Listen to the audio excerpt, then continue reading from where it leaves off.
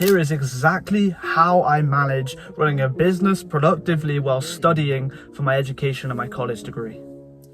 And you may be wondering, how am I credible? I'm actually recording this video for my business, for my YouTube channel, for my product range while in the car on my lunch break from college.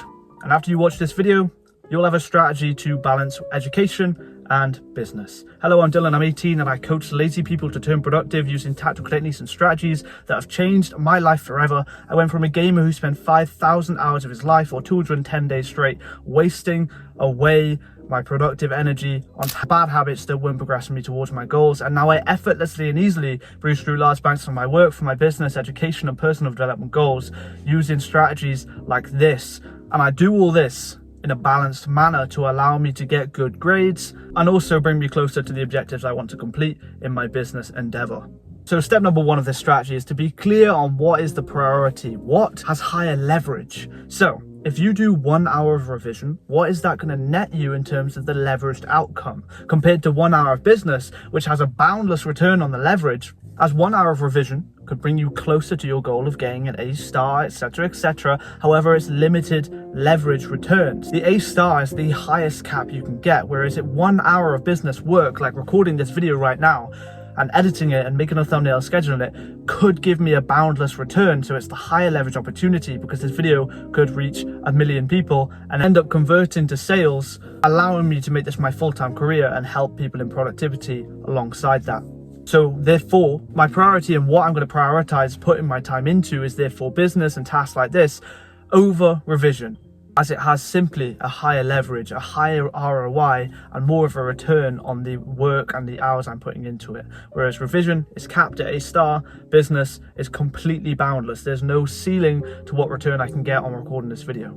Step two of this strategy to balance education and business is to be clear on your planning. And there's a whole host of reasons based on brain mechanics of why this works, such as the reticular activating system, thriving on clear-cut objectives, and then as a result, you then don't procrastinate, you then don't have these distractions seeping into your work, making you more focused. But not only this, more importantly, when you day plan, when you make it clear on what you need to get done day to day to day, you can then block your time in a much more effective manner.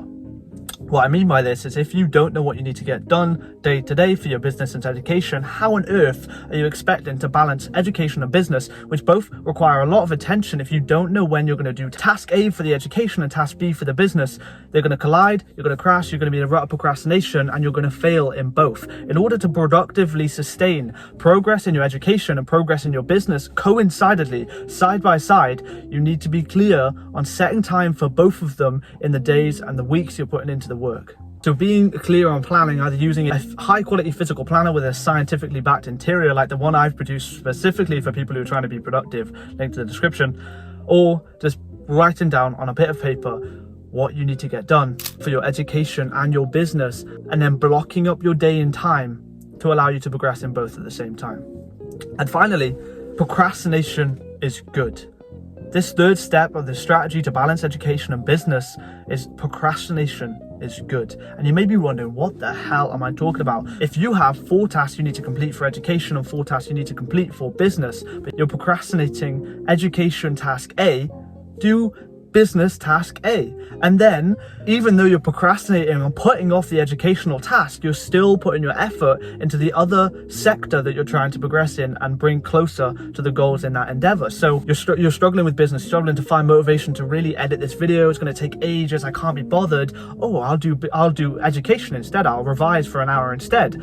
Boom, it's novel. Your brain feels like it's making the decision to not do the work, and it feels like a cope. However, the cope is productive. You're procrastinating the business task that you need to get done, but you're using education as the lapse in your motivation, the lapse in your productivity. So you're procrastinating one thing, but you're using the other task you need to get done for your education as the way out, as the relief from the other work. So by setting your default task per se, because before, if you focus on only business, you procrastinate business and then you scroll, you doom scroll. But because you have 2 objectives you need to get done during the day, you can procrastinate one, do the other, or procrastinate the other and do the other. So you now have this primary and secondary weapon of productivity. So you run out of ammo on your AR, and then you drop to your pistol, which is the education, and you can still productively be in the battle of productivity, bring you closer to the goals you want to achieve. So that's the 3-step strategy. Number 1, prioritize which has higher leverage for you in your specific environment, endeavor, and position you're in. For me,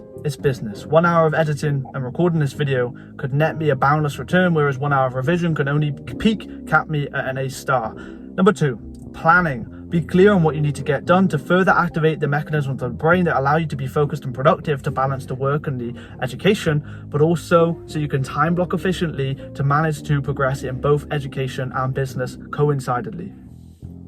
And number 3, be clear that procrastination is good as long as you're using the procrastination to push yourself in productivity by making the cope and the lapse in your productivity the other tasks you need to get done. Bored of education? Do business work. Bored of business work? Do education, and it feel more exciting, novel, and make your brain think it's in control, so then you still make progress productively.